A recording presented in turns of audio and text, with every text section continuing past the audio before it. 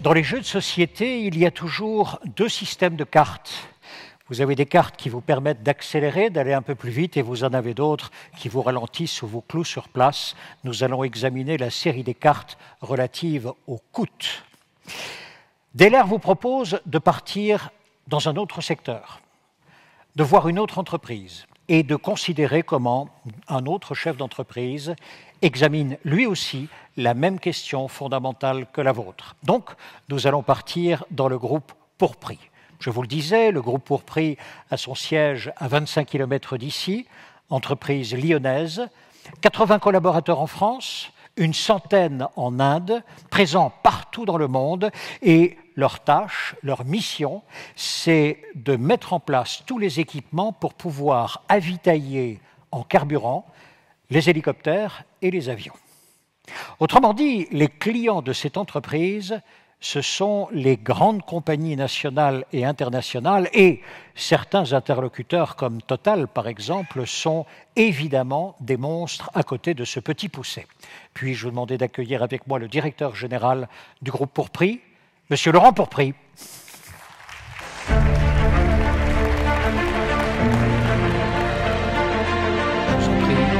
Merci. Bonjour à toutes et à tous.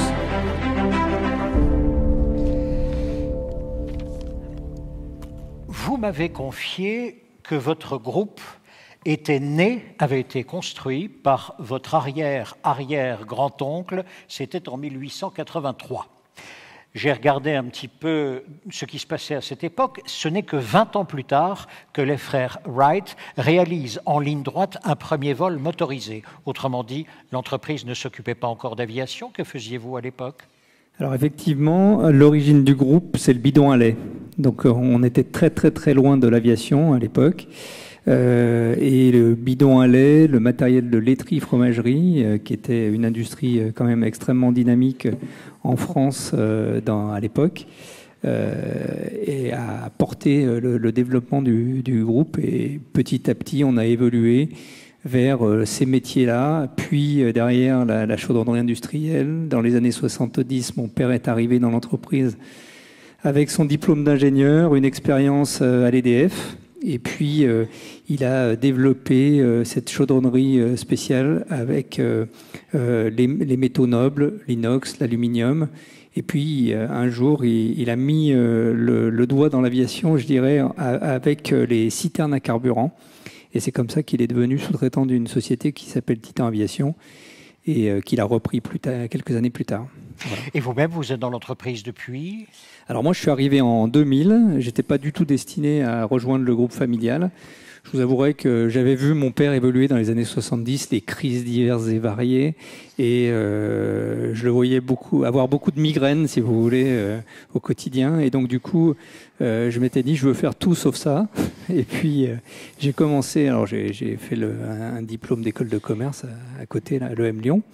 Et puis après, je dirais mes études, j'ai rejoint le groupe Disney. Alors j'ai fait l'armée parce qu'à l'époque on passait par la case militaire, et puis ensuite j'ai rejoint le groupe Disney où je suis resté 5 ans comme responsable des ventes pour Disneyland Paris. Alors posez le cadre, exactement que fait votre entreprise? Les 80 collaborateurs ici en France, les 100 autres en Inde, que font-ils exactement? Qui sont vos clients? Comment ça s'organise? Qu'on comprenne bien le fonctionnement de l'entreprise. Alors déjà le produit pour compléter un peu ce que vous aviez dit en présentation, en fait, on conçoit et on fabrique tout équipement qui permet de faire le plein d'un avion ou d'un hélicoptère, civil ou militaire. Alors, quand on parle de matériel militaire, évidemment, ça va même au-delà de ça, puisque en France, en l'occurrence, nos armées travaillent avec un carburant unique qui s'appelle le kérosène, qui viennent plus ou moins additiver, suivant s'ils l'utilisent pour des avions, des hélicos ou des véhicules, des chars, etc. Et donc on a une clientèle qui est d'un côté les grands groupes pétroliers, Total, vous l'avez cité tout à l'heure, BP et tous les autres. Ça peut être aussi des pools pétroliers. Pourquoi vous avez ces clients-là? Parce que vous leur livrez ces camions spéciaux, voilà, ces équipements exactement. spéciaux. Nous on conçoit, on fabrique ces équipements et on leur livre. C'est eux qui les opèrent. puisque, si vous voulez, dans le monde civil, les clients finaux, qui sont les compagnies aériennes, ne veulent pas faire le plein eux-mêmes. Ils achètent un carburant mis à bord de l'appareil. Et dans le domaine militaire, pour le coup, les armées opèrent leur propre matériel.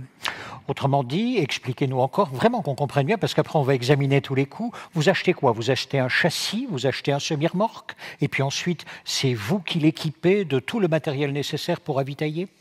Alors effectivement, on a une structure de coût qui est... Alors, par le passé, on produisait nos propres citernes. Donc en l'occurrence, moi j'ai rejoint le groupe en 2000 et j'ai commencé à m'occuper des achats. Donc c'est un poste que je connais quand même pas mal. Et effectivement, on avait pas mal de production interne. On fabriquait nos propres citernes en aluminium, on en achetait, ou en inox, on en achetait quelques-unes à l'extérieur.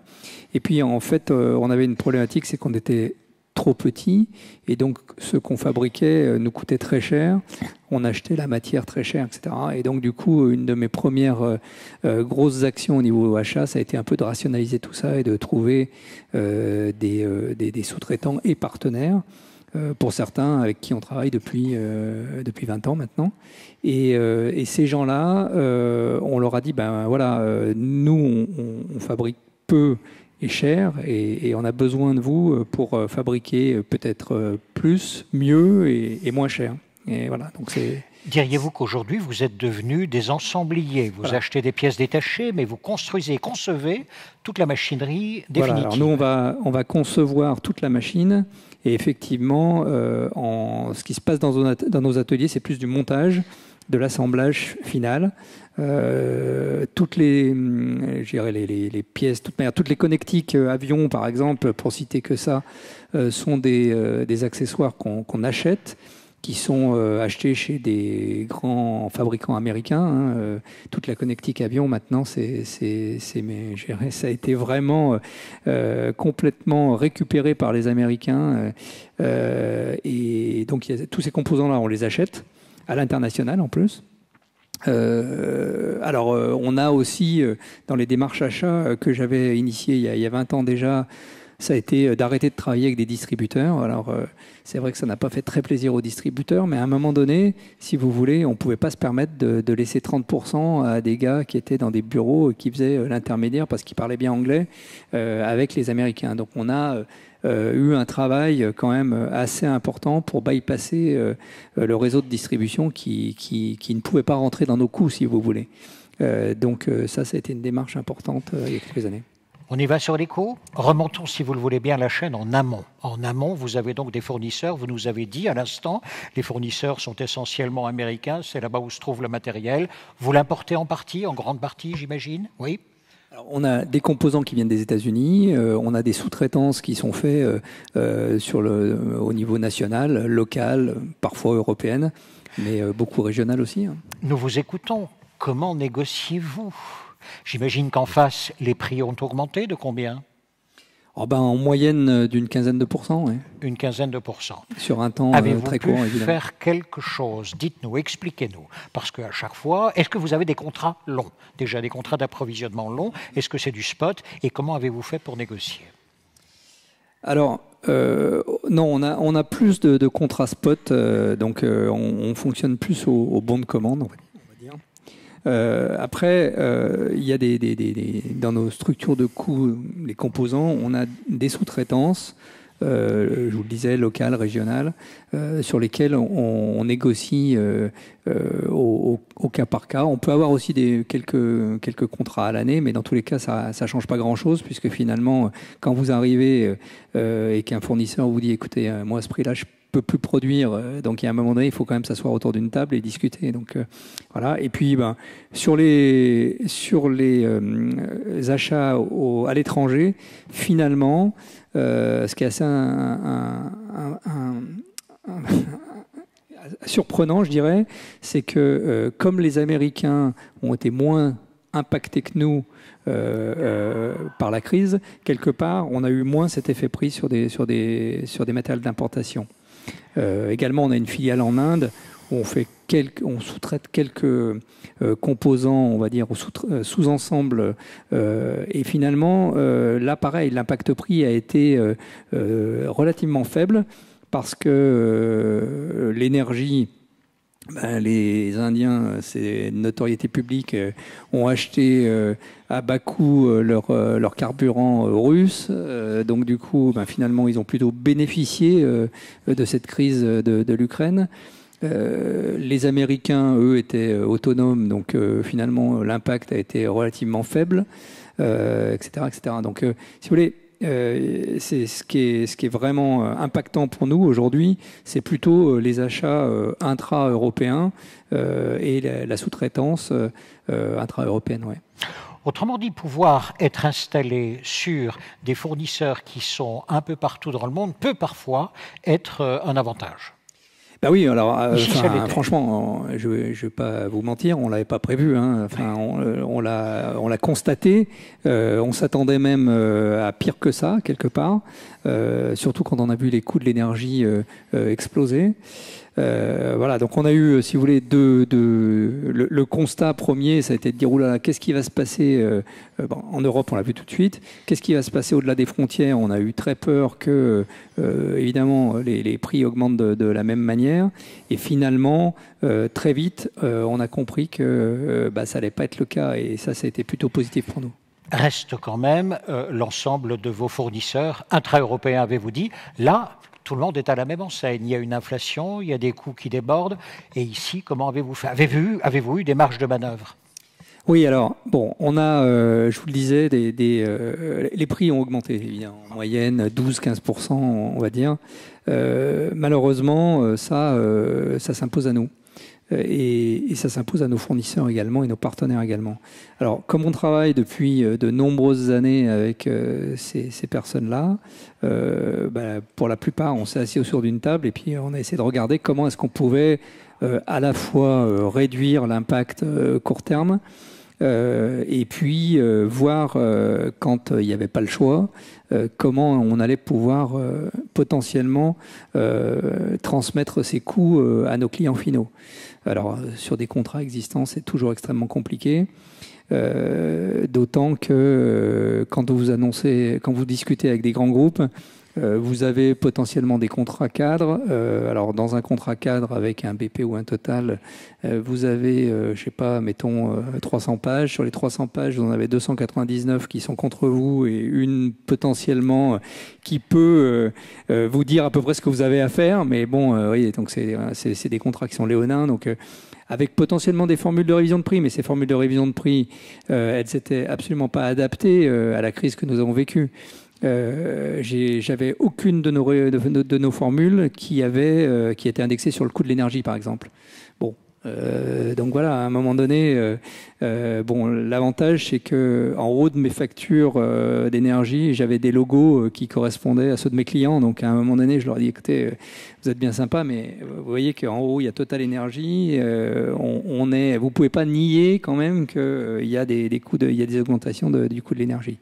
Donc on a pu quand même discuter au milieu de tout ça. Pour autant, on a pu rediscuter sur les contrats à venir, sur les contrats qui étaient en cours. La porte était fermée. Je résume pour voir si j'ai bien compris. S'agissant donc de tous les fournisseurs intra-européens, vous dites, moi je suis lié par des contrats inouïs où j'ai 299 pages.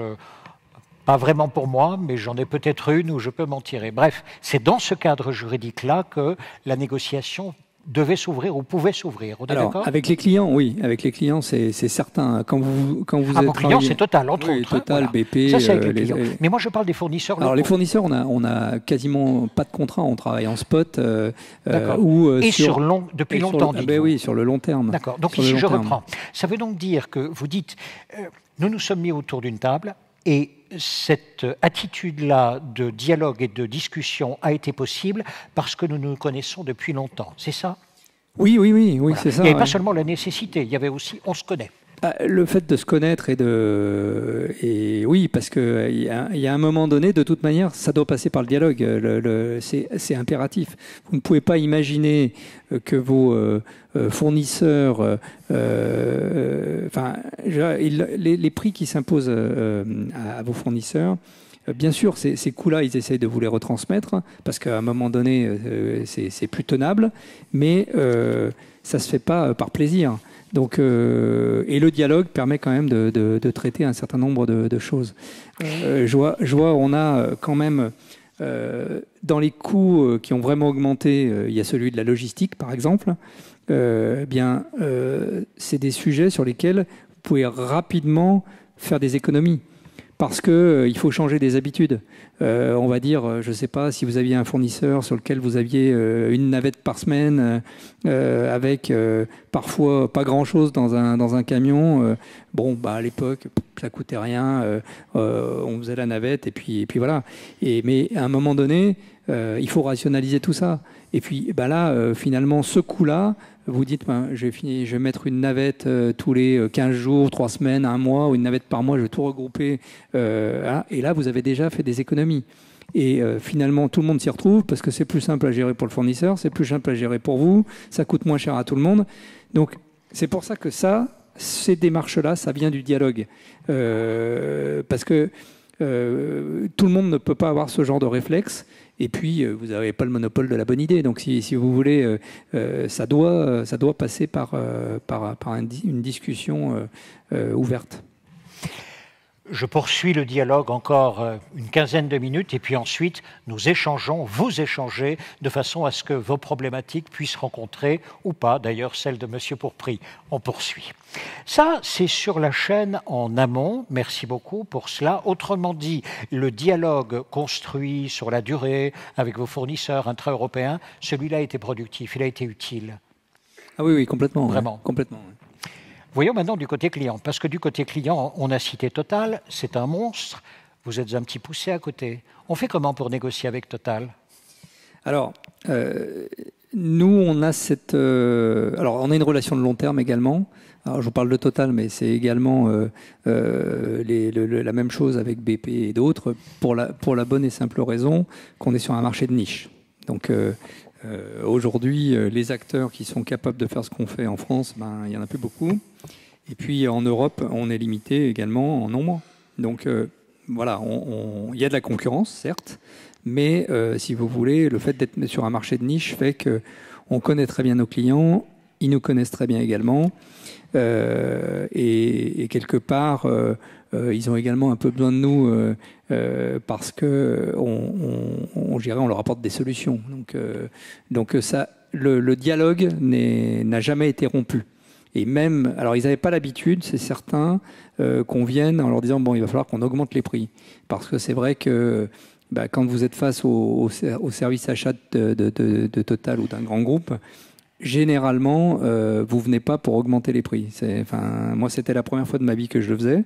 Alors, bien sûr, après, dans ce cadre-là, si vous voulez, ou de manière aussi importante. Et l'année dernière, quand je leur ai dit en première approche, il va falloir, quand on était au plein milieu de la crise, de l'augmentation des coûts de l'énergie, de la matière, etc., on leur annonçait des prix et des augmentations de prix de 25%.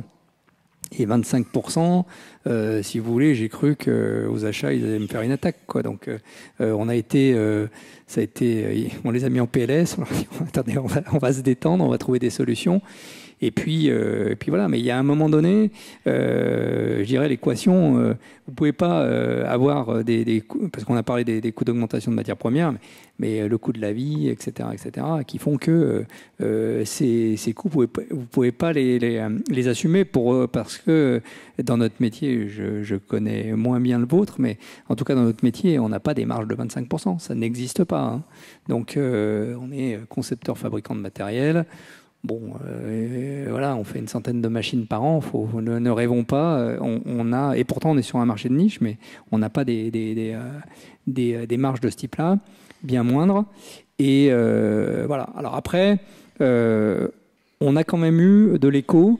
Alors, en première approche, ça a été un peu brutal parce qu'effectivement, Ils nous ont dit non, mais hors de question, bien sûr.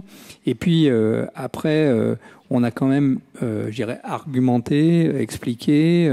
Je pense que quelque part, chez nos clients, il y avait la prise de conscience n'était pas là. C'est-à-dire qu'à un moment donné, il y avait, je pense, oui, besoin de leur expliquer que la vraie vie, c'était 15 à 20% d'augmentation et que malheureusement, il allait falloir passer par là. Sinon, et voilà. En plus, on leur annonçait des augmentations de délai parce que la supply chain se compliquait, etc., etc. Voilà, donc on leur a quand même mis sur la table à un moment donné beaucoup de points qui étaient négatifs, quoi. À vous entendre, il y a eu lieu d'expliquer, mais pas d'argumenter. Expliquer simplement, écoutez, voici la situation, et la montrer. À partir de là, une nouvelle réalité s'imposait, grâce à quoi, normalement, leur esprit critique devait l'accepter. C'est comme ça que je vous entends. Vous n'avez pas eu à argumenter? Ah si. Bien sûr, ça aurait été trop facile. Non, bien sûr, on a argumenté, à grand force de tableaux, de graphiques, de coûts d'augmentation de matière, etc., etc. Les négociations pour arriver à plus 25% ont duré combien de temps? Alors déjà, on n'est pas arrivé à plus 25%, on n'est pas arrivé loin, mais on n'est pas arrivé à 25%, parce qu'il y a quand même une égo, vous imaginez bien. Mais je pense qu'on avait bien fait de partir de 25% quand même. Et puis, vous êtes arrivé à combien? On est arrivé à peu près, suivant les matériels, entre 15 et 20% quand même. Et c'était suffisant pour vous, à peu près? Oui, absorbable? C'est plutôt réaliste. Et puis surtout, on a pu remettre en ligne de compte un certain nombre de points, comme les formules de révision de prix. Alors là, je vous prends l'exemple de Total, mais finalement, après l'instant qui a été un peu brutal pour eux, ils ont quand même été assez réalistes sur le fait qu'effectivement, ils ne pouvaient pas nier qu'il y avait une augmentation des coûts de l'énergie ou des matières premières. Après, le tout, c'est d'arriver à trouver des arguments, premièrement, de les expliquer. Ça prend beaucoup de temps. Souvent, nos clients connaissent finalement mal notre métier et nos problématiques. Ils connaissent mal nos référentiels, c'est-à-dire qu'ils vont vous dire attendez, non, moi j'ai regardé hier sur Internet, le coût de l'inox a rebaissé de 10%, donc voilà. Je dis mais attendez, l'inox lequel vous me parlez d'un marché du brut, d'inox brut, alors que nous, cet inox-là, il est manufacturé, transformé, etc., etc., et que derrière, on peut pas.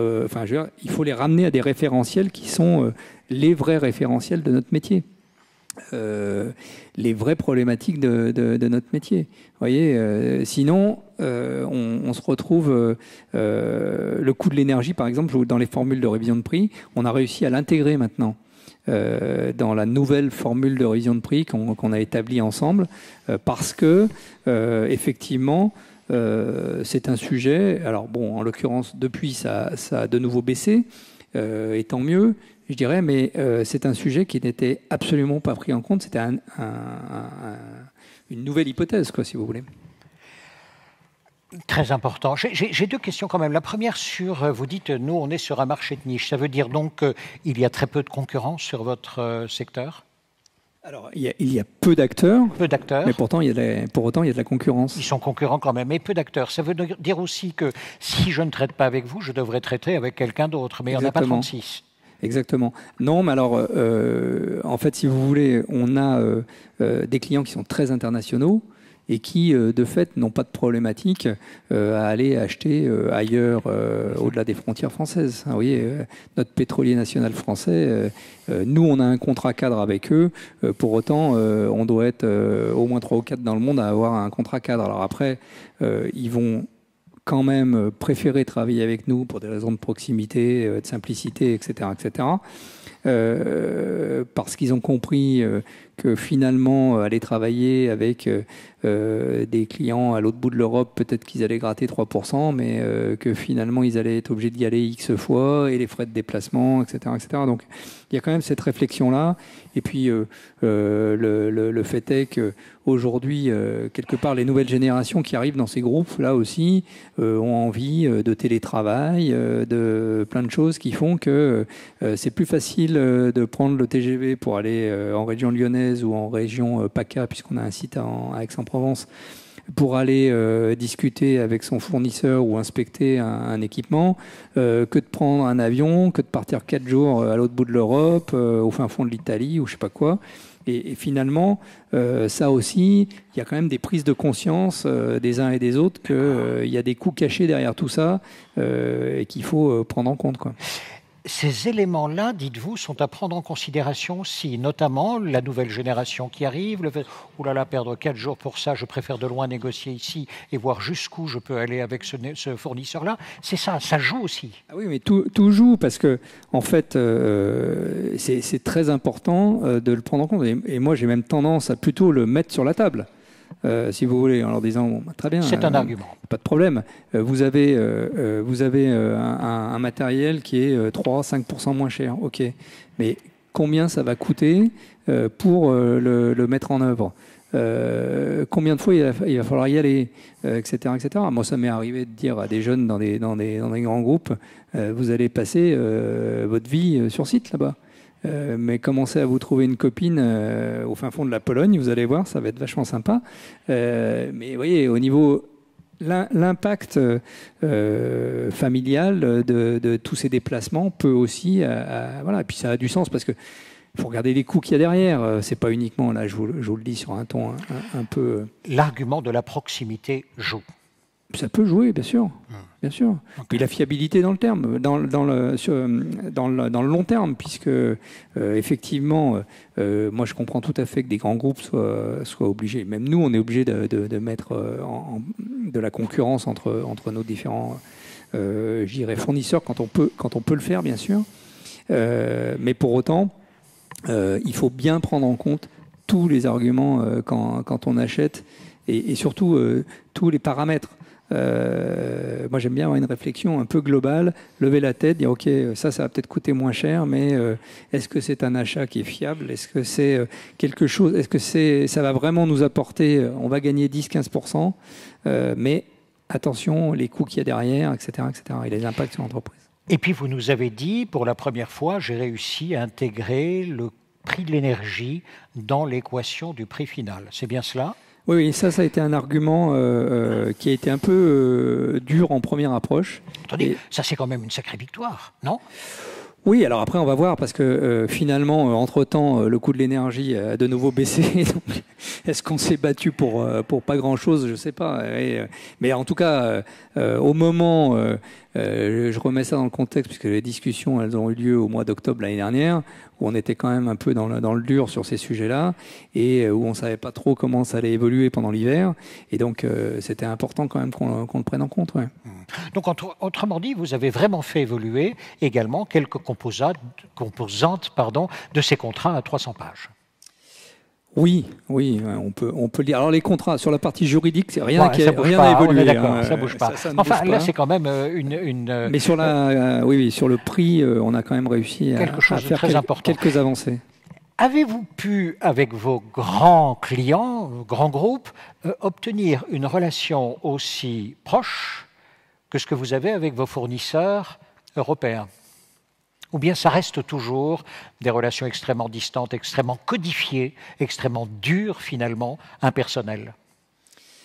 Alors, c'est très différent, je dirais, mais ce qu'il faut voir, c'est ce qu'on apporte de plus aussi à nos clients, parce que on a parlé de la conception, de la fabrication de matériel, donc là on est sur du neuf, on fournit un matériel, on a une spécification. Ce qu'il faut voir, c'est qu'on vient d'un métier qui était quand même plutôt géré par des ingénieurs il y a quelques années. Aujourd'hui, c'est vraiment le monde des achats. Donc, finalement, les specs ont peu évolué, le matériel a beaucoup évolué, mais plutôt de notre fait ou des faits on va dire des normes également, que si, pour être un peu trivial, si on construisait uniquement suivant les specs de nos clients, bien souvent, ça ne marcherait pas. Donc, ils sont quand même un peu conscients de ça, de la valeur ajoutée qu'on apporte sur ce sujet-là. Et puis, nous, on a pris le parti dans notre stratégie d'intégrer déjà une part d'innovation en amont, c'est-à-dire qu'on fait évoluer nos matériels.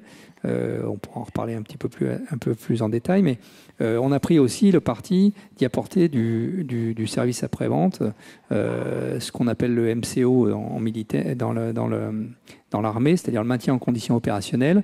Et donc là, pour vous dire, c'est la première année, j'ai signé en début d'année un contrat avec BP sur la partie MCO, maintien en condition opérationnelle, pour le maintien en condition opérationnelle de leurs avitailleurs en France. C'est-à-dire qu'avant, on intervenait quasiment que sur du spot et sur du curatif. Et puis, en fait, ils nous appelaient que quand ça marchait plus. Donc, avec les impacts que ça peut avoir derrière, les arrêts de machines, etc., etc. Et là, pour la première fois, on a signé un contrat de maintenance préventive. Donc ça a été... alors, les discussions avec eux avaient commencé avant la crise. Enfin, ça avait commencé il y a une bonne année. On a mis quand même 1 an à arriver à construire quelque chose qui tienne à peu près la route, où on voit à peu près quel était le rôle de chacun dans l'équation.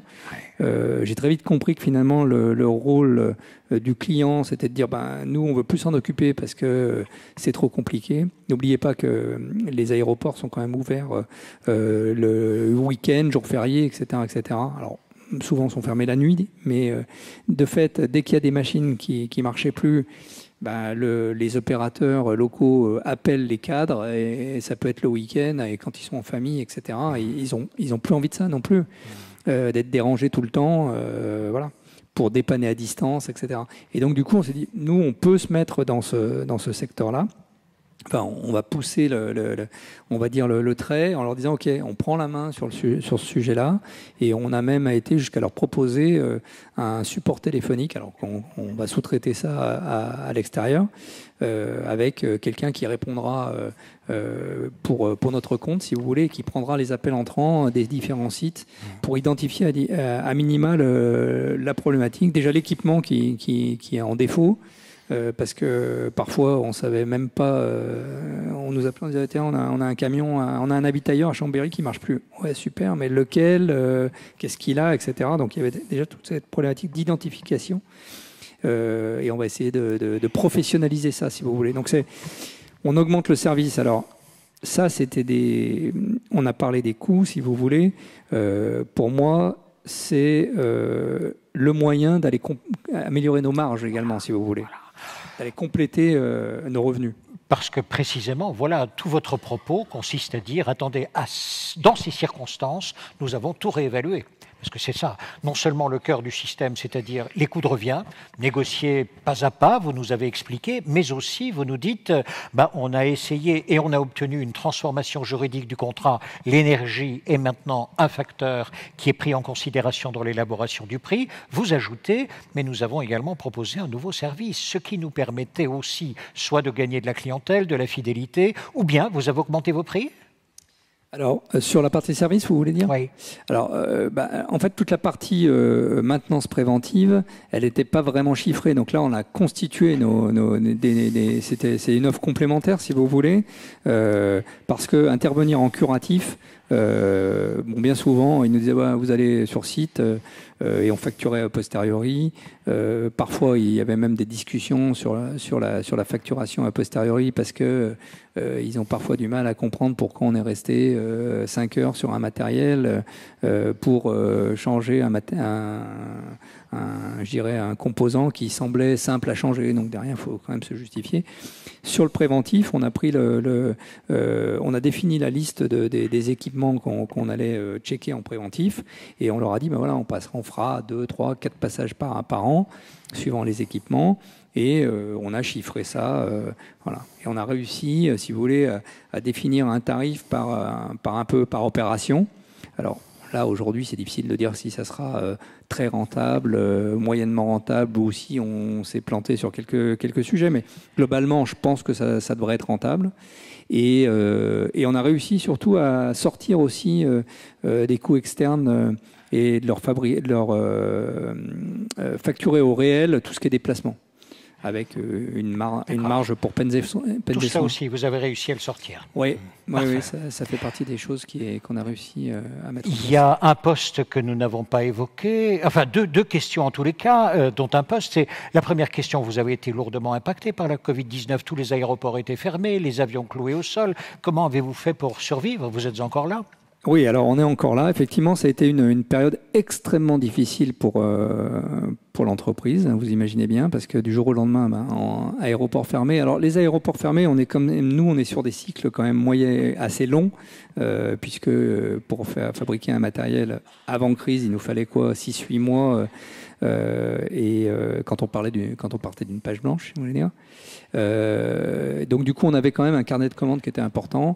La première année de Covid, finalement, on a été relativement préservé. On n'a pas pu faire certaines opérations de maintenance sur site, évidemment. Mais très vite, le carnet de commandes, il n'y a pas eu de nouvelles commandes, si vous voulez.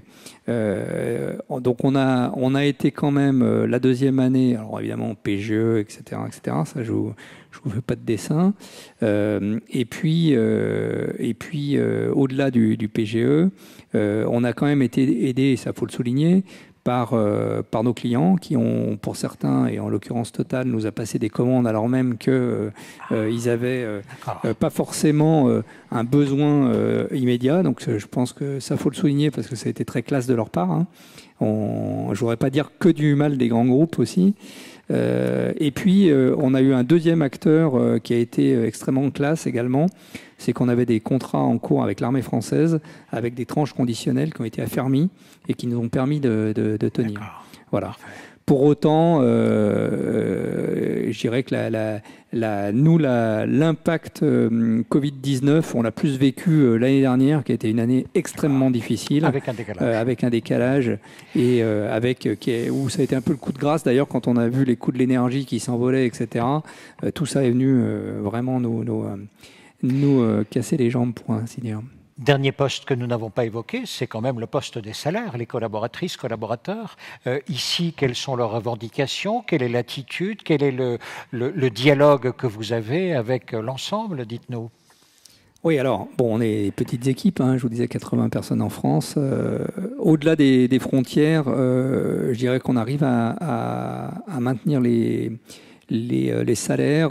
En Inde, il y a eu des revendications salariales, mais elles ont été raisonnables pour la bonne et simple raison qu'on avait quand même, on a fait des choses que certaines entreprises n'ont pas fait. En l'occurrence, on a maintenu les salaires de l'ensemble des équipes, alors même qu'on était en confinement.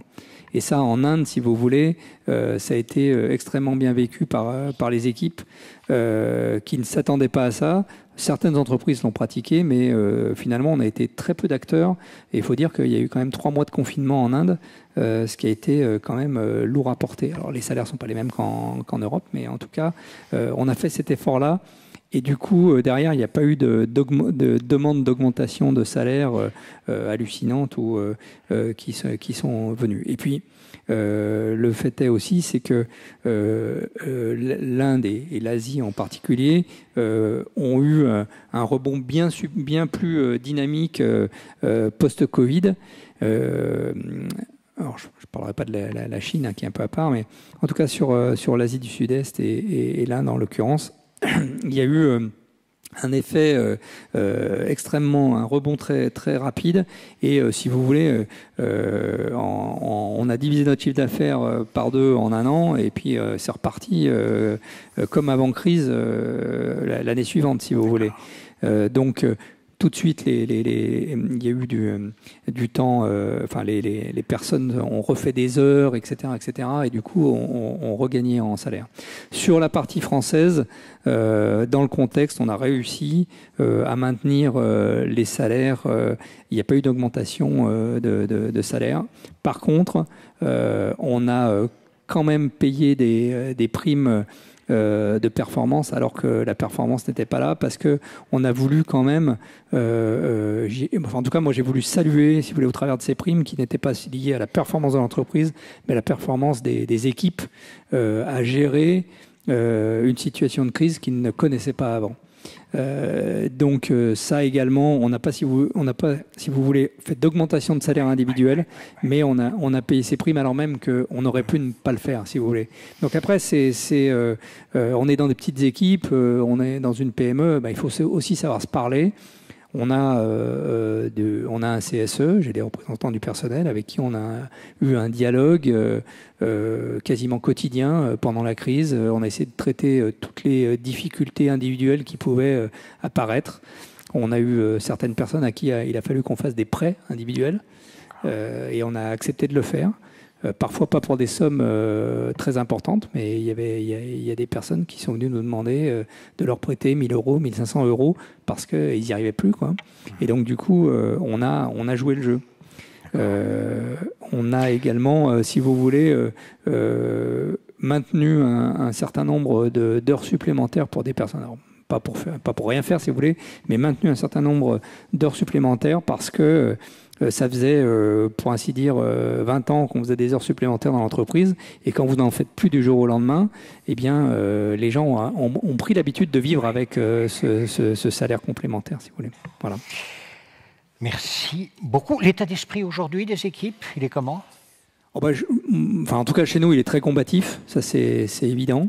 Il y a un ras-le-bol de la durée de la crise. Ça, c'est aussi, je le sens au quotidien. On me demande, ça va durer encore longtemps. Moi, j'ai pas la boule de cristal, hein, mais en tout cas, je sens que les gens sont usés par cette crise par ces crises, si vous voulez, qui s'enchaînent.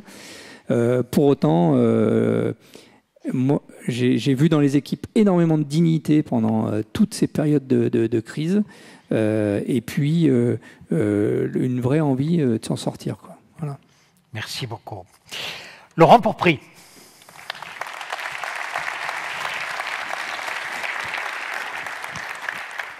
Trois facteurs de régulation, on va dire, d'écoute. Premier facteur, la géographie. Parfois, la géographie peut aider. Certains pays, certaines zones du globe sont moins impactés que d'autres et le concours, dans ce cas-là, vous aide énormément. Deuxièmement, c'est le temps, la relation longue avec l'autre qui implique sa compréhension, qui implique son écoute, qui implique aussi sa possibilité de négociation. Et là, dans la négociation, on peut commencer à avoir une discussion assez rationnelle sur des choses avérées et que vous allez contribuer évidemment à montrer ou à démontrer. Ça, c'est le deuxième point, c'est l'histoire. Troisième point, ce sont les hommes. Les hommes, c'est-à-dire la faculté à pouvoir discuter toujours avec eux, mais à leur faire comprendre qu'il faut faire évoluer les choses et à tirer ainsi des opportunités d'une situation qui, au départ, était une situation plutôt encombrante, négative et sur laquelle il fallait beaucoup travailler. Dernier point, pouvoir également saluer les équipes, c'est toujours les hommes, mais vraisemblablement, vous l'avez fait aussi à votre façon, reconnaître que des efforts, entre guillemets, extraordinaires ou des circonstances extraordinaires ont été rencontrés par l'ensemble des personnes de l'entreprise. Vos questions maintenant, si vous le voulez bien, et je vais vous donner les micros. Je vous en prie. Ne me dites pas que sur une question de coût, tout est clair, évident.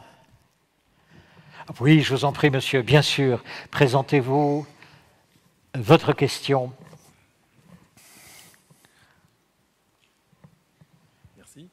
Bonjour, Joël Fruchard, je suis membre de la commission location au sein de DLR et l'échange que vous venez d'avoir nous parle beaucoup puisque nous sommes en pleine discussion aujourd'hui sur des contrats cadres avec des majors du BTP, des grands comptes du BTP.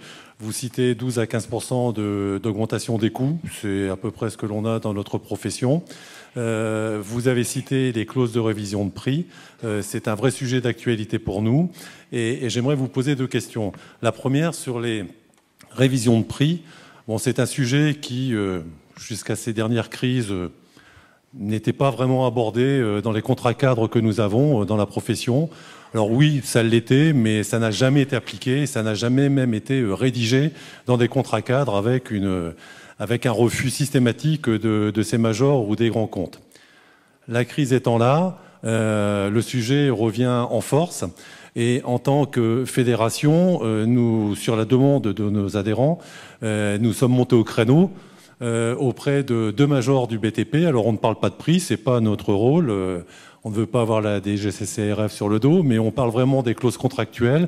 Alors je vous passe les clauses juridiques, bon, mais sur la clause de révision de prix, on a vraiment un blocage. On a un blocage. Donc on est pour l'instant dans un échange constructif, je vais appeler ça comme ça.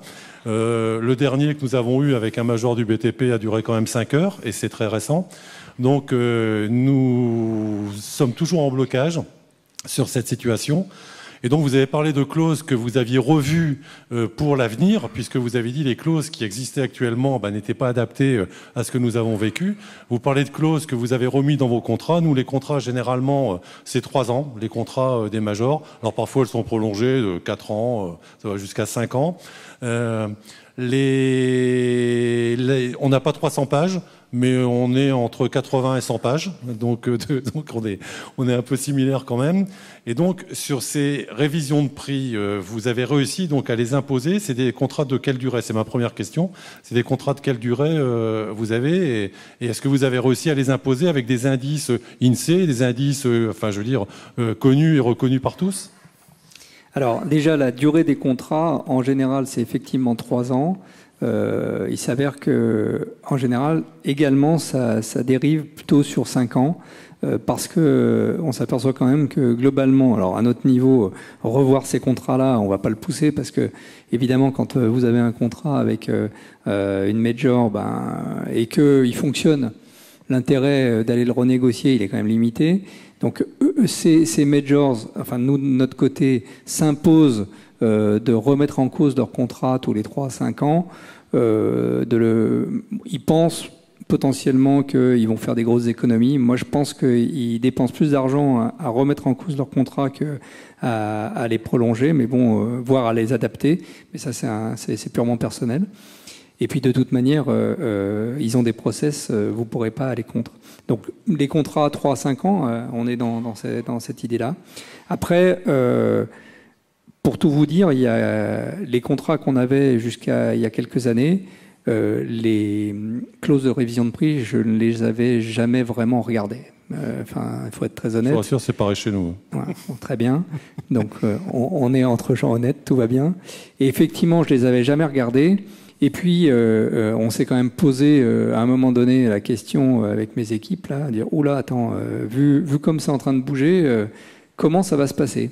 Et puis, en fait, déjà, on a eu du mal à retrouver les référentiels parce que les indicateurs qui étaient dans les formules de révision de prix, pour la majorité, ils avaient disparu, ils avaient été remplacés par un truc qui avait été remplacé par un autre et encore par un autre.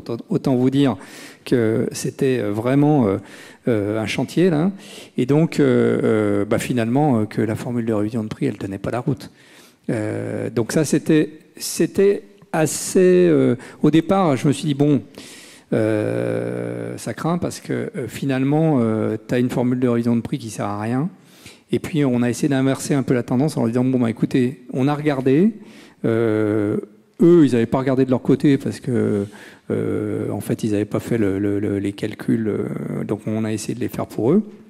Puis, on leur a dit, vous voyez, la formule de révision de prix, en fait, elle ne tient pas.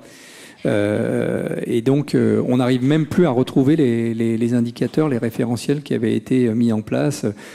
Bon, il y a 5 ans, mais en fait, la formule, il y a 5 ans, personne ne s'était posé la question, donc on avait récupéré celle du contrat d'avant et du contrat d'avant, donc si vous voulez, ça ne voulait plus rien dire. Et donc, finalement, on s'est dit, il faut qu'on trouve des référentiels, des indicateurs qui soient plus en lien avec notre réalité. Donc, on a regardé, et ça, je pense que c'est un exercice que vous devez faire, c'est de regarder quelles sont vos poches de coûts les plus importantes. Je vous donnais l'exemple tout à l'heure de l'inox ou de l'aluminium, mais moi, l'inox ou l'aluminium brut, finalement, c'est pas un indicateur qui est vraiment très intéressant pour moi. Donc, on a été chercher d'autres indicateurs et on a été force de proposition sur ces sujets-là et on leur a fait des simulations, c'est-à-dire, regardez si l'énergie augmente comme ça, si tel indicateur augmente comme ça, ça va donner ça à terme et de manière à ce que ça soit fair finalement. Et puis après, vous pouvez dire, écoutez, nous, c'est ce que j'ai proposé, c'est de dire, si les prix restent dans une fourchette de plus ou moins X, on fait rien, parce que finalement c'est trop compliqué. Et puis, si on passe une barrière qui est plus tenable pour nous, eh bien, boum, à ce moment-là, on rentre dans une formule. Oui, il faut, à mon sens, il faut être force de proposition et proposer des choses qui soient un peu acceptables, tout en restant un outil qu'on puisse activer le cas échéant, quoi. D'accord.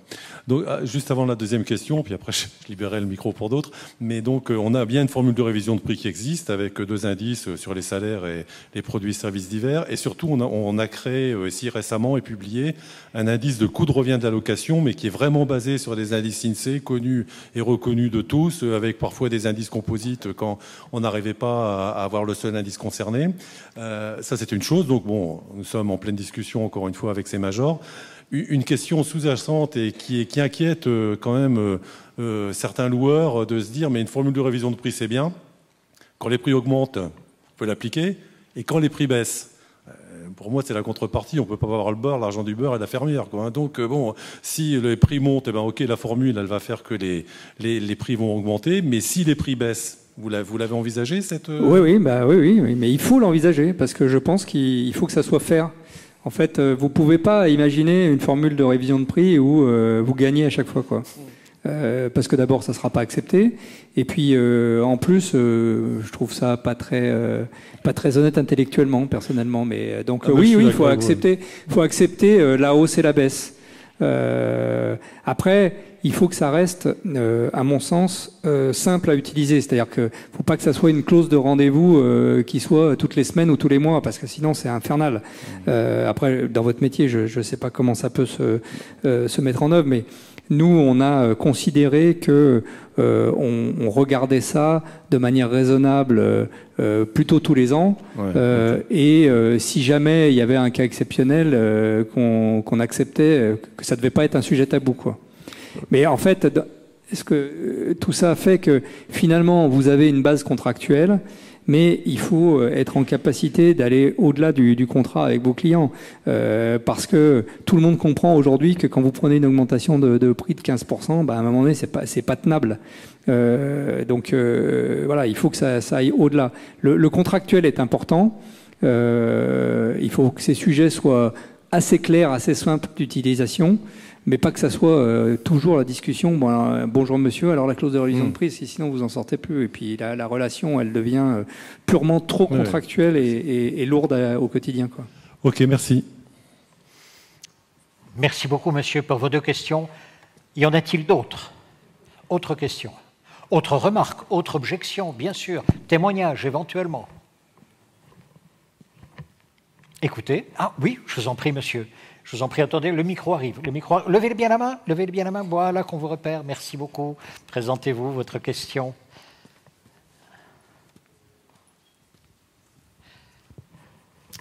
Bonjour, merci pour votre intervention. J'ai une question très simple.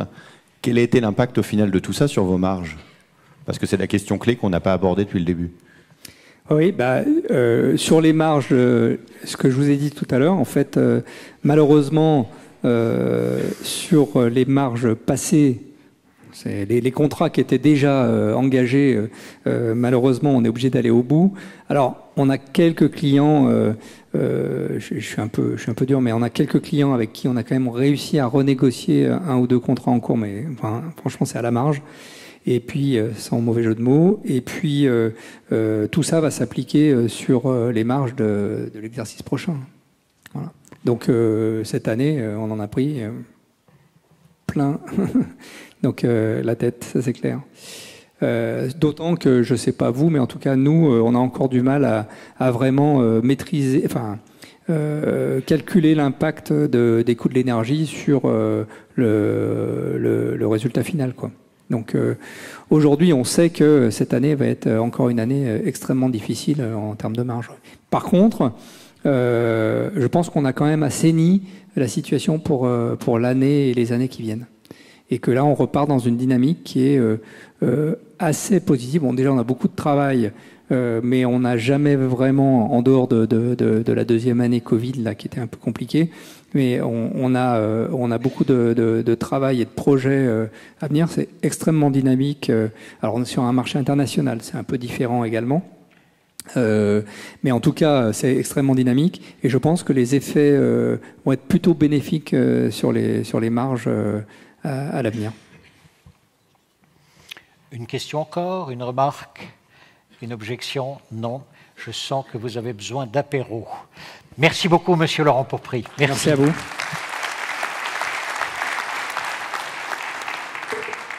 Nous nous donnons rendez-vous à 14h30, exactement sur la remarque que vient de faire M. Pourpry en terminant.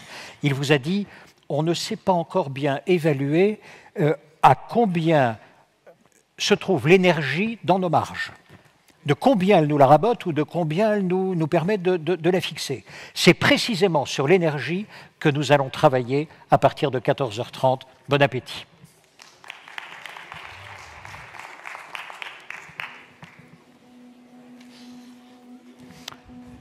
Merci beaucoup, madame.